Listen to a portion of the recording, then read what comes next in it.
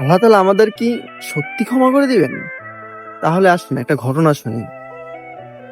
এক ব্যক্তি ছিল, সে বলতো আমার গুনাহ এত বেশি যে হয়তো আল্লাহ তাআলা আমাকে কখনো ক্ষমাই করবেন।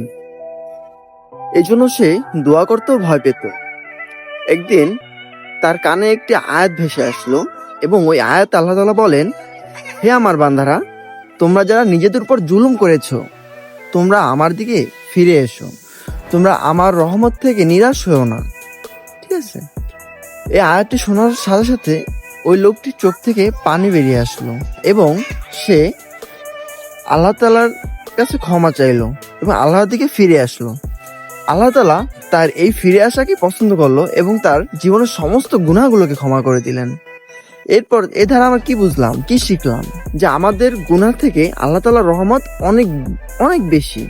ঠিক আছে, তো আমরা যতই গুনাহ করি না কেন, যদি আমরা আল্লাহ তাআলার কাছে ক্ষমা চাই, আল্লাহ তাআলার কাছে ফিরে আসি, আল্লাহর দিকে আবারও ফিরে আসি, ইনশাআল্লাহ আল্লাহ তাআলা আমাদের সবার গুনাহগুলোকে মাফ করে দিবেন।